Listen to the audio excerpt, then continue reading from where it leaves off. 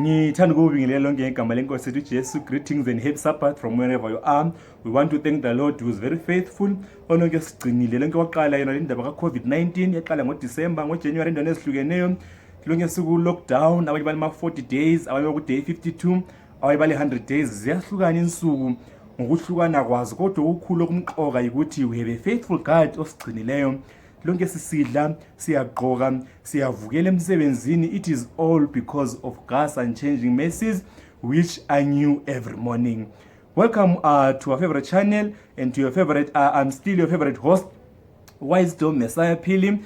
Ayibathi nguwisdom, ayibathi nguwisdom, kuya ngokuthi onithanda kuphi. Nxa ubiza mina ngizosabela siqhubeke ngengxoxo yethu. Namhlanje ke kuVespers yethu ufuna sikhanye izolifishane kakhulu esilithola kuGenesis chapter 21. Indaba kaHagar lo Ishmael sebexoxwe lapha besebenza khona koIsaac. Singa uHagar uxoxwa nguSara ngoba uIsaac umntwana wesithembiso wayesekhona. Ungabala iBhayibheli lakho lami lithi khona iBhayibheli amanzi aphele endleleni kuverse 15. uHagar wakhathazeka ukuthi umntwana ngizomnikezani, umntanami uzofa. Wahle wacabanga ukuthi umntwana uzofa. Ungabala kuverse 16 engithanda kakhulu, kuthiwa wasethatha umntwana wamphosela phakathi kokuyisiqintana nje, wathi hlala lapha mntwana, angeze ngikubone usifa. iBhayibheli engilibalayo lithi, then Hagar lifted up her voice and cried unto the Lord. Then ungahamba kuverse 17, isimanga sakhona yilesi. Verse 17 says, then the angel of the Lord said to her, fear not, for God has heard the voice of the lad where he is. Lalela kahle mlaleli. uHagar uyakhala enkosini.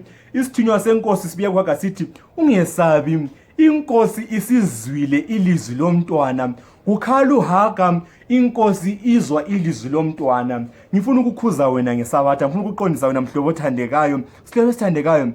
Kwesinye isikhathi empilweni siyathola izinto hayi because siyazideserve. Kwesinye isikhathi empilweni we get things not because wena uyakwazi ukuthandaza. Kwesinye isikhathi empilweni we get things ungayisikho ukuthi wena akawulala ubusuku bonke uthandaza. Hagar cried, but nxa impendulo ibuya kuthiwa uHagar inkosi izwile ilizwi lendodana. Kulabantu empilweni abacabanga konke abalakho, izindlu ezinhle, imisebenzi emihle, whatever God that has blessed you with, ocabanga ukuthi ngamandla akho. No, sihlobo esithandekayo, belikwazi na ukuthi empilweni some of these things that we have is simply because there is a lady somewhere, there is a gentleman over, kulomuntu ongamaziyo ongamcabangeliyo ukuthandazela nsuku zonke.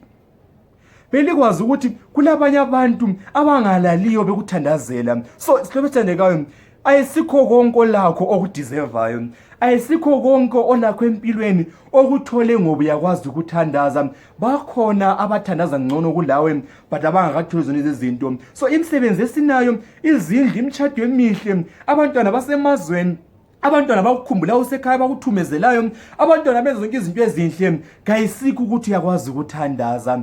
There is somebody somewhere far away who is praying for you. And indaba okwenza indaba ngibona ibe enhle ngamandla, abantu abanjalo empilweni we will never know them. Uzabulonke ubonga abantu abangayisibo but ukhona oyedwa okuthandazelayo. Then I have a question this evening.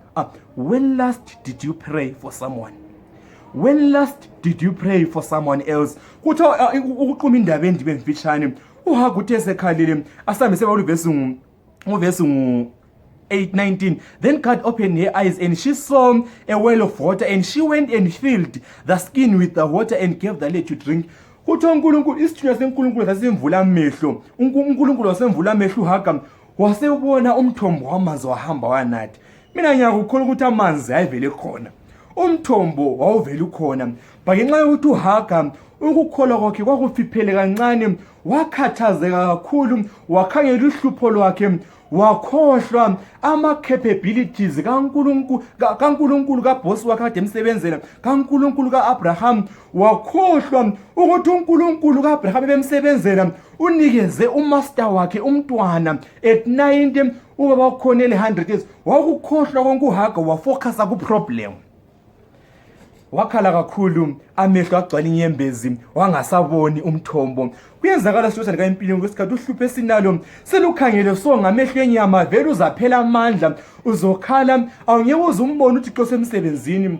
kukho konke esingena kukho empilweni uNkulunkulu akazachiya abantu abakhe esidibana nakho ekuseni ebusuku nintambama uNkulunkulu usibhekile uyasazi akasikhohlwanga. The reason why ucinga ukuthi uNkulunkulu ukulibele, you are focusing on the problem. This Sabbath mntana enkosi masingena emahoreni ayingcwele, can you please shift your focus from your problem and look up to your God who is so big, who is so great. Omunye umhlabeni ngomuthi is bigger than all mountains, bigger than all the giants. So uNkulunkulu wasevula amehlo kaHaga lapho wayesemile ukukhala esefocus kuNkulunkulu. iCovid esiphakathi kwayo singaba busy ngama-updates kuba kwazi ukuthi kufa abangaki, kutshona abangaki, kulamakhezi amasha amangaki, sizakukhathazeka and eventually we will lose all hope. I'm not saying ungabuki i-news but ngithi ngazi kulamakhezi angu-40, kulamakhezi angu-3 million. God is still God. Let your focus be on your God. Amidst this hopeless COVID-19, uThixo usenguThixo mntana enkosi. Indaba emnandi ngithanda kakhulu kuvesi ngo-20.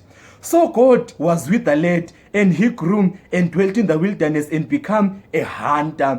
uNkulunkulu wayelo mntwana omncane, uNkulunkulu wamgcina. Sihlebe sithandekayo ngiyaphinda futhi izibusiso kawucine ezithola ngoba wayehlezi lo Ishmael. uNkulunkulu kalahli umuntu. Licabanga uvesi ngo-20. Ngovesi ngo-20 so God was with the lad. Remember uIshmael umntaka Abraham, the richest man, kodwa uxotshiwe waxotshelwa iganga akwazi ukuthi kumele aqonde ngaphi. But mayibonga inkosi, because he is a help of the helpless, ngumsizi wabangela sizo, ngumncedi wabantu abangela themba. uNkulunkulu wayelo Ishmael to wahlala uIshmael kuwilderness, wathatha umfazi eEgypt, wahlala insuku zakhe zonke, waba mkhulu, waba lesizwe sakhe. Inkulunkulu ukutshela empilweni sihlebe sithandekayo, kulabantu abazangena empilweni yakho behlale bephinde bephume behambe. There are some people who will come in your life and pretend to be there forever and ever, ngazi till when, but eventually bazakuba behambile. Don't worry. uIshmael wakwaxoshwa ngakibo, uyise indoda enothileyo, kwake kwahamba waxotshela iganga, but iBhayibheli lithi but God was with the lad. Stop worrying about abantu abakuhluka abakujikayo. Stop worrying about umsebenzi waphelayo. Stop worrying about umzalo washona wakushiya egcekeni. Stop worrying about all that. There is a God in heaven who does not slumber or sleep. Ukhona uNkulunkulu othembekileyo ogcina abantu bakhe. Ukhona uNkulunkulu osinikeza izibusiso, ukusa lokuhla kwamalanga. Cabanga sihlebe sithandekayo, ngiyakwazi indaba yeCovid abantu bakhala ama-plans abo, abanye bemele betravele, abanye bemele begraduate, abanye bemele bechade, bemele kuvele, bemele wenze yonke into but akwenzakalanga konke. Musuku ukhala mntana enkosi. The God who was with Ishmael in the desert is still the same God, and he will be with us till the end of time. iCovid esiphakathi kwayo leyo izadlula. Angeke ngiqambe usuku into yamhla ka-10 bemhla ka-14, but one fine day all this will be history. Lukhona usuku bantwana bakinkosi oluzayo masinyane lungasekhashana, lapho esiya kuvuka khona ke sibuzane ke sixoxa ukuthi kambe sure ama-mask esiwagqokayo wona lawo ayavuka engelamsebenzi ngolunye usuku.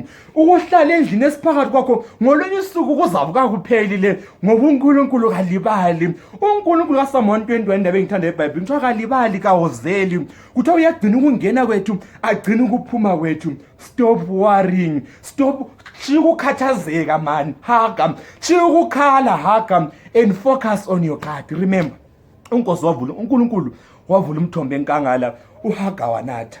Likambe libona ngathi uNkulunkulu engehlike kusiza umhlaba wonke wena lo uzawuvula kuphela umthombo oyiq to this. Kodwa ngicela sikubambe, kasimbongeni uNkulunkulu sisadla, kasimbongeni uNkulunkulu sisagqokile, kasimbongeni uNkulunkulu sisahleze ezindlini, kasekalali phandle. God is faithful. uNkulunkulu umele ukubongwa. Wawukwazi ukuthi uday 52 yakuthola ngaphi? Wawukwazi uday 19, uday 98 kumbe 3 months yachaya ngaphi? Ungavukeli, kawuthunyezelwa, kawulama savings, wisdom period, but look at you, you are still glowing. God ought to be thanked. Let us stop complaining and start thanking God. Very soon, nathi sobe sesithokoza, sesiubona umthombo uNkulunkulu azivulela wona. Konke okungenzakalanga kahle licebo lezulu wena, khululeka ubonga uNkulunkulu. He is still God. He has never lost a battle. Just like that. Simple nje le ndaba injalo nje. God was with the lad and he grew and dwelt in the wilderness. Ukhona umsizi sihlobo esithandekayo. Umsizi wabehlulekayo. Ingoma engithanda esihlelo samaSabatha number 29 kuChristine song uthi ku-second stanza second line, help of the helpless when all other helpers fail. Help of the helpless, oh abide with me. May the same helper, the helper who helps the orphans, the helper who helps abantu abangabalwa esociety, the helper who helps the fatherless, the widows, the helper who helps abantu abangenazihlobo, abangelabani, he is still your helper. May the good Lord bless us all as we go into this Sabbath. May we all be blessed. Stop worrying and let God take his place. Let God do what he knows best. He will never leave you. Remember, uNkulunkulu is not a son of man that he should lie. Isabatha elihle, be blessed. Ngilifisela kahle lonke. Amen.